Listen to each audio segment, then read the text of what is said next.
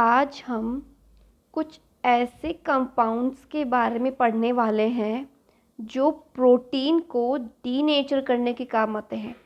उसमें से पहला है बीटा मरकैप्टोइथेनॉल और दूसरा है सोडियम डुडोसाइल सल्फेट। ये दोनों कंपाउंड ही क्या काम आते हैं? डीनेचरेशन ऑफ प्रोटीन, प्रोटीन को डीनेचर करने के लिए। सेम ये भी यही काम आता है, डीनेचरेशन ऑफ प्रोटीन। तो हमने ये कंपाउंड बनाए क्यों हैं? वाई कि प्रोटीन को डीनेचर क्यों करके देख रहे हैं? ताकि हमें ये पता चल सके कि जो हमारा प्रोटीन है वो कितनी सब यूनिटों का बना है, कि हमारा जो प्रोटीन है वो कितनी सब यूनिट का मिलके बना है। क्या ये पूरी की पूरी एक ही चेन है या फिर बहुत सारे सब यूनिट्स लिंक है? कितनी सब यूनिट्स का मिलके बना है? तो ये जानने के लिए हम प्रोटीन को डीनेचर करते हैं। इस वजह से ये दो कंपाउंड बनाए गए हैं, बीटा मरकैप्टोइथेनॉल और सोडियम डुडोसाइल सल्फेट। ये दोनों ही क्या करेंगे? प्रोटीन को डीनेचर करेंगे। अब प्रोटीन को डीनेचर कैसे करेंगे? यहाँ पे हीट देने की बात नहीं है, यहाँ पे इन कंपाउंड्स की खास बात बतानी है कि यही कंपाउंड क्यों। हीट से भी तो डीनेचर कर सकते हैं, बट नहीं, कुछ स्पेसिफिक तरीके से ही तोड़ना है उन्हें। हीट से देंगे तो वो तो कहीं से भी ब्रेक डाउन हो जाएंगे, तो हमें कैसे पता चलेगा कि क्या सब यूनिट्स हैं?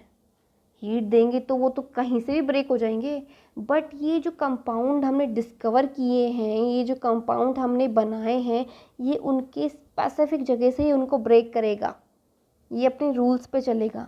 जैसे कि जो बीटा मरकैप्टोइथेनॉल है, ये डाइसल्फाइड बॉन्ड को ब्रेक करेगा, हाइड्रोजन बॉन्ड को ब्रेक करेगा, इलेक्ट्रोस्टैटिक बॉन्ड को भी ब्रेक करेगा और हाइड्रोफोबिक बॉन्ड को भी ब्रेक करेगा। मतलब जहाँ पर डाइसल्फाइड बॉन्ड है वहाँ पे ही ब्रेक होगा, हाइड्रोजन बॉन्ड है वहीं पे ही ब्रेक होगा, और जहाँ पे किसी तरह का हाइड्रोफोबिक बॉन्ड बन रहा है वो वहीं पे ही तोड़ेगा। इसके अलावा और कोई भी जगह टच भी नहीं करेगा। ये इसकी स्ट्रक्चर है, ये इसकी स्ट्रक्चर है किसकी? बीटा मरकैप्टोइथेनॉल की। उसमें से ये जो ये पोर्शन है ना, ये काम आता है डाइसल्फाइड बॉन्ड से बॉन्ड बनाकर उसे तोड़ने के। डाइसल्फाइड बॉन्ड को तोड़ने के लिए ये इस स्ट्रक्चर का ये वाला पोर्शन काम आएगा। और अगर मुझे हाइड्रोफोबिक बॉन्ड तोड़ना है तो मुझे ये स्ट्रक्चर काम में लेनी होगी, मतलब ये कंपाउंड ही लेगा अगर इसे हाइड्रोफोबिक बॉन्ड को तोड़ना है। और इस स्ट्रक्चर का ये वाला पोर्शन हाइड्रोजन बॉन्ड को तोड़ने के काम आएगा। आई रिपीट कि इस स्ट्रक्चर का ये वाला पोर्शन डाइसल्फाइड बॉन्ड ब्रेक करेगा, ये वाला पोर्शन हाइड्रोफोबिक बॉन्ड ब्रेक करेगा और ये वाला पोर्शन हाइड्रोजन बॉन्ड को ब्रेक करेगा। इस तरह से हमारा जो प्रोटीन है वो डीनेचर हो जाएगा।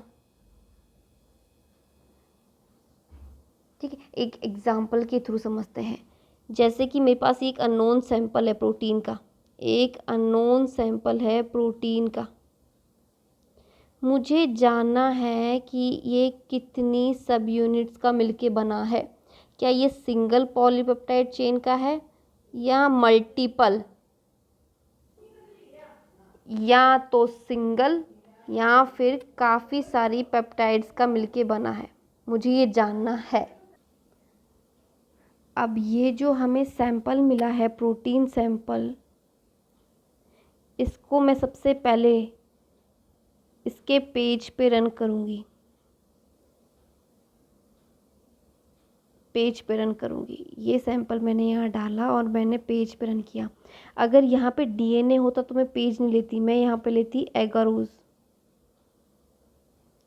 बट यहाँ पे प्रोटीन लिया है, दैट्स वाई पेज का यूज़ कर रहे हैं। और मैं अपने प्रीवियस लेक्चर में बता चुकी हूँ कि एगारोज हम कब यूज़ लेते हैं और पेजेस हम क्यों यूज़ लेते हैं। इस पे हमें बैंड आया, वो भी 100 किलो डाल्टन पर। तो मुझे ये तो पता चल गया कि इस प्रोटीन की साइज़ जो है वो 100 किलो डाल्टन की है और ये इसकी नेटिव फॉर्म है। नेटिव जो भी फॉर्म होती है वो फंक्शनल फॉर्म होती है, वो फंक्शनल फॉर्म होती है। नेटिव फॉर्म में सभी प्रोटीन अपना फंक्शन शो करते हैं।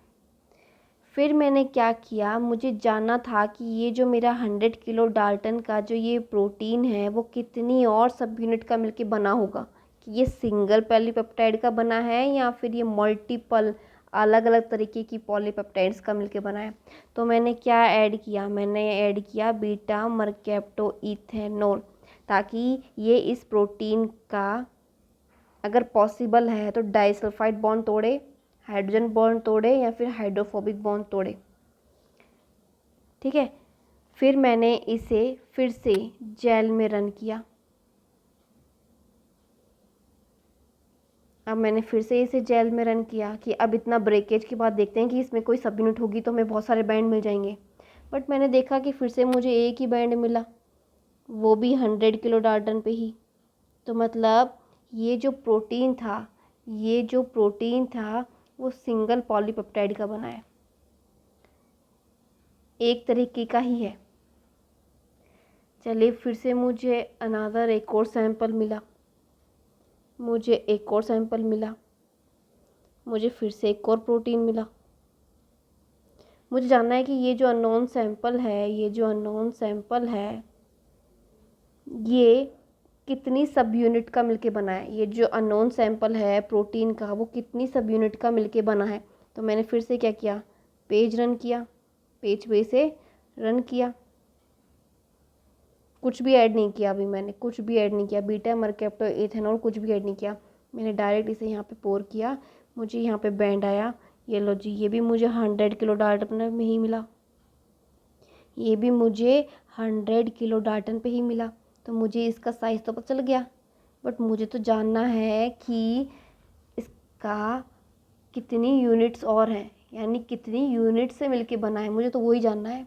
तो मैं क्या करूँगी, मैं ऐड करूँगी इसमें बीटा मरकैप्टोइथेनॉल। फिर मैंने फिर से इसे जेल पे रन किया ताकि मुझे पता चल जाए कि क्या ये भी सिंगल पॉलीपेप्टाइड का है या फिर मल्टीपल चेन साइन में। तो मैंने देखा कि मुझे दो बैंड मिले, एक मिला 60 किलो डाल्टन पे और एक मुझे मिला 40 किलो डाल्टन।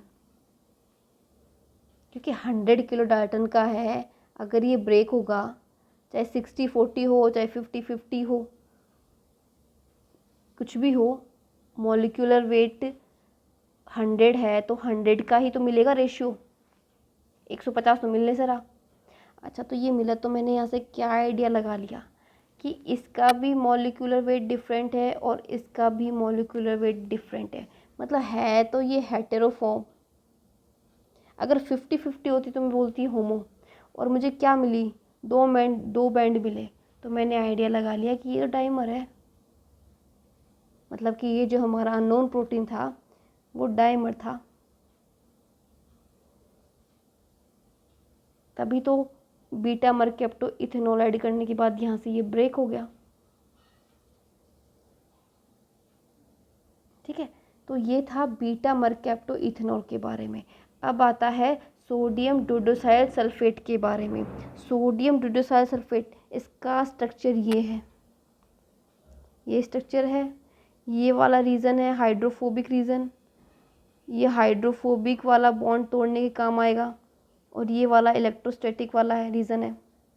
ये क्या करता है, इसकी थोड़ी सी खास बात क्या है, ये जो अपना प्रोटीन होता है ना उस पे हाइड्रोफोबिक रीज़न भी होता है, पॉजिटिव रीज़न वाले भी होते हैं, नेगेटिव रीज़न वाले भी होते हैं। तो ये एसडीएस क्या करता है, इस पूरे प्रोटीन पर नेगेटिव चार्ज डिस्ट्रीब्यूट कर देगा, सेम इक्वल, ताकि जब हम इसकी इलेक्ट्रोफोरेसिस करें, इसको माइनस साइड में रखें तो ये अपने प्लस साइड की ओर बेंड करने लग जाए। तो ये क्या करता है, जो हमारा डिज़ायर प्रोटीन होता है ना उस पर नेगेटिव चार्ज डिस्ट्रीब्यूट कर देता है, और बाकी और वैसा का वैसा ही फंक्शन है, डाइसल्फाइड बॉन्ड को भी ब्रेक करेगा, इलेक्ट्रोस्टैटिक बॉन्ड को भी ब्रेक करेगा, डीनेचुरेशन ऑफ प्रोटीन ये भी करेगा। तो सेम फंक्शन है, जैसा बीटा मरकैप्टोइथेनॉल का है वैसा ही एसडीएस पेज का भी है। बस एसडीएस पेज की एक खास बात क्या है कि ये जो अपना प्रोटीन होता है उस पे ये नेगेटिव चार्ज डिस्ट्रीब्यूट कर देगा। ये है इसकी खास बात। तो ये थे कुछ कंपाउंड जो डीनेचर करते हैं प्रोटीन को। Thank you.